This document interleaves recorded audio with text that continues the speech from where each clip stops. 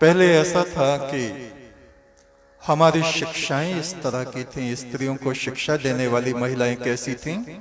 अनसुईया माता जैसी, सती। अनसुईया सीता को भीतर बुला के उसको शिक्षा दे रही है। सीता, कभी भी ऐसी स्त्रियों के बीच नहीं बैठना चाहिए जो अपने पति की निंदा करती। सीता, कभी भी ऐसा काम नहीं करना चाहिए, मुंह से ऐसा वचन नहीं निकालना चाहिए जो पति को बुरा लगे। पति से जो कटु वार्तालाप करती है वो अपने पति की आयु को घटाती है। पति की आज्ञा में रहने वाली स्त्री, उसमें इतना तपो तेज हो जाता है कि स्वर्ग के देवता भी ऐसी स्त्री से भयभीत होते हैं। और उदाहरण है हमारे यहाँ सती अनसुईया माता। ब्रह्मा विष्णु शिव तीनों को छोटे छोटे बच्चे बना दिए।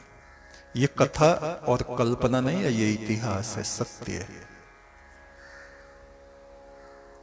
आज कैसी स्त्रियां हैं शिक्षा देने वाली? लड़की की मां, देखना दबना मत, दबिए मत पति से। और सास, उसका तो जाते गलेटुआ देती है। ऐसी शिक्षा घर से मिलती है, मां ऐसी शिक्षा देती है। पहले मां क्या कहती थी? बेटी, जिस घर में जा रही है वहां की तू लक्ष्मी बन के रहना, डंकनी बन के मत रहना। स्त्रियों के कई प्रकार होते हैं, लक्ष्मी, सरस्वती और डंकनी। डंकनी जिसके डंक है, हर वक्त डंक मारते रहते, डंकनी। आपने सोचा नहीं होगा कि डंकनी का अर्थ क्या है? डंक वाले, जिसके बिच्छू जैसा डंक है, किसी के मार दे बस 2-3 दिन तक जहर उसमें फैलता रहेगा। तो इनमें कुछ हंसी की बातें भी आपको लग सकती हैं जो हम बोल रहे हैं, और कुछ सच तो सभी है। और पुरुष प्रधान समाज है। बहुत बहुत पुरुष, बहुत बहुत पति ऐसे हैं जो अपनी पत्नी पे बड़ा अत्याचार करते हैं।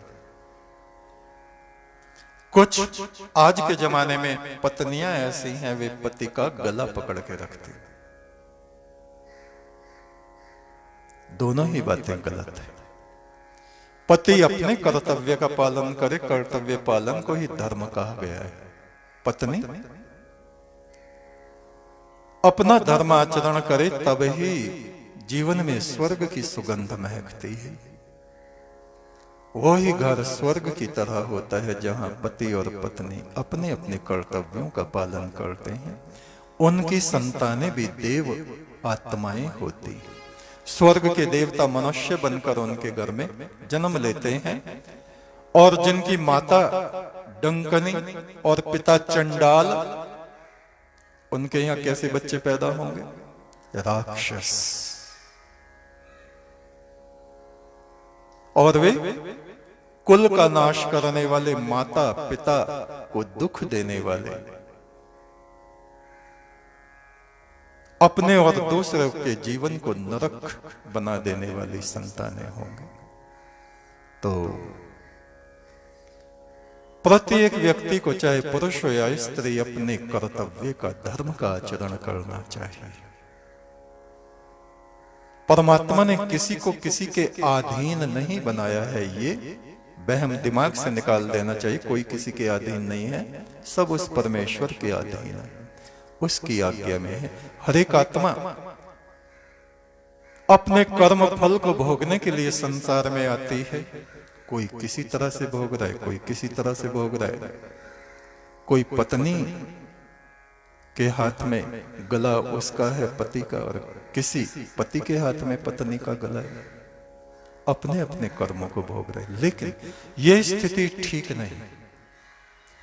परमेश्वर से प्रार्थना करें, हे प्रभु, हमें धर्म आज्ञा में चलने की शक्ति प्रदान करें।